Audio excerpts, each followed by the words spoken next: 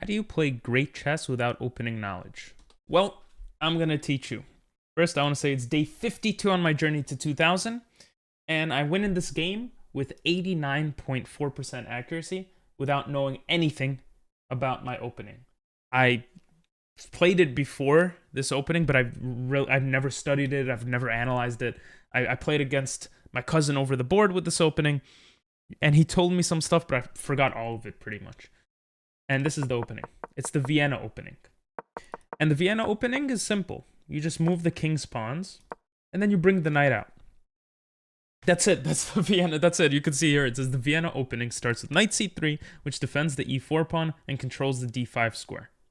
By delaying knight f3, white keeps the option of playing f2 to f4. So you don't bring your knight here, your pawn can come here. So that's what I do. I push my pawn here, and I don't know what's going to happen, but I see that this is a possibility, and you know, I go into the game. My opponent pushes his pawn. I don't know, mind you, if this is a good move or a bad move. And I want to make it clear that I don't think you need to know openings, especially even at like my level, up until my level at least. I would say up until like 1600 or 1500. You don't need to know openings. And the reason is, if you know how to play solidly, you'll be fine. So if you have a plan, if you have an understanding of what you're trying to do, what the position looks like, you'll be fine. So in this example, I realized that I could push this pawn and put my knight here. That way my knight gets developed, but I'm still attacking. I also recognize that this opens up lines against my king, which looks scary. So, you know, I have to calculate a bit. You know, if he takes and I put my knight here, can he come here and take anything? First of all, my knight covers that square. Let's say he checks right away. Okay, I could block it. My king is still safe. So I see that if I block it, I'm probably going to focus on bringing this pawn out, bringing the bishop out, bringing my queen out, castling long. If he doesn't block it, I might even castle short with my rook here having eyes towards his king, if his king decides to castle there. So those are the things I'm already thinking on only like move 2 or 3 without much going on. So here I bring my knight in, like I mentioned before, and apparently it's a book move. Again, I didn't know that. And now it says King's Gambit declined. So I guess this is a King's Gambit because I'm gambiting the pawn, and I don't even know. Is that similar to the Vienna? Is it just transposing to the King's Gambit decline? Whatever. That's not the point. The point is what happens in the game and how you think during the game. So here he attacks my knight, and I think, okay, my queen is pinned, but to be honest, I would prefer him to take this because it puts my queen in a nice position. Because if my rook is here like I was planning before, and I get this pawn out of the way, I have a really nice view of the king, right? So I don't care about this bishop right now. I want to focus on my other pieces, and especially at getting my king into safety, because this is still kind of scary to me. Right now, it's still not scary. If he comes in, I could even attack with my pawn.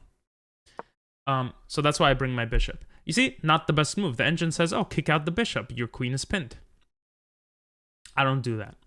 So I come here and he takes my knight. I got lucky, right? My opponent makes a mistake, but I make the best move, taking back. Well, that's obvious. Next, he develops the knight, and I see, okay, he's looking towards the center. This pawn is safe. And, you know, let me just bring my knight into the middle. And the purpose is, I don't know. I mean, looking back, I was probably thinking of pushing this pawn and other ideas.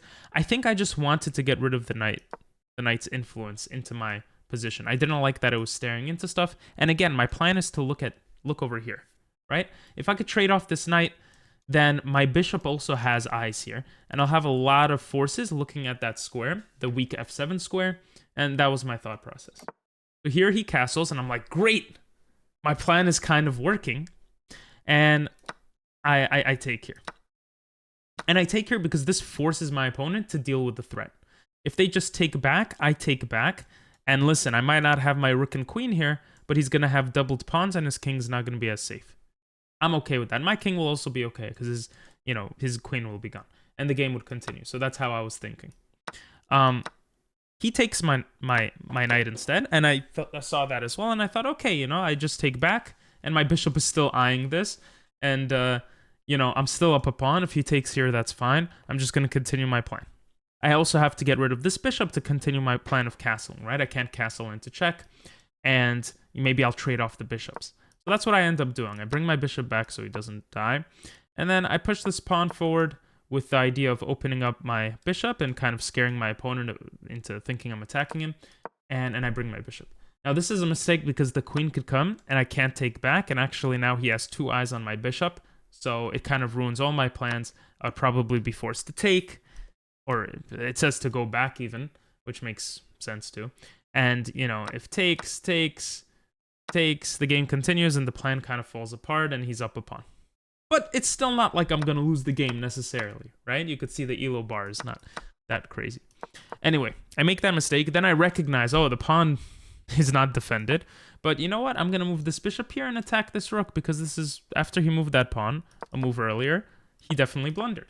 And I was right. He brings his knight, which is really weird because it's just a free knight for me. Then attacks my rook, and I take another pawn, and I go on with my plan. And then I push my bishop. So I have all my pieces exactly where I want. And mind you, again, I have no knowledge of this opening, but I had a plan in my head. I also recognize that this bishop is pretty much useless now, and I don't need to worry about trading because my own bishop is blocking his pawn from pushing. So this bishop is super strong on this diagonal. I'm just going to keep it there. He can't attack it with any pawns. It's beautiful. And actually throughout the game, my opponent tries to be really tricky, tries to, you know, make something happen. But the point is, I get into the position and he can't do anything. Look, this is the same scenario as before. All 3 of these pieces applying so much pressure. And I might not know the best way to go on in this way, but him just giving up the knight didn't help. And again, this bishop doesn't need to move, right? And it stays there. It stays there for a while. I try to trade the queens because I'm in a winning position. I'm up a piece, and he doesn't let me. So I bring my rook into the position, and I'm doing all these tricks. And here I finally move the bishop at the perfect time to attack both of his pieces, forcing him to trade. And the game is essentially over here. After I pick up his pawn, he resigns. So for those that are better or don't care about what I'm saying, that's fine.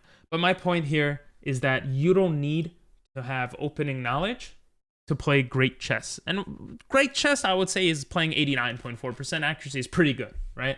Obviously, I made mistakes. Obviously, I could learn from that. Obviously, I'm not the best player in the world. But if your elo is lower than me, it might be helpful to not pay attention to openings and just try to come up with plans and understand the position that you're in. You know, look for blunders, look for creating threats, stuff like that, like I discussed in this video.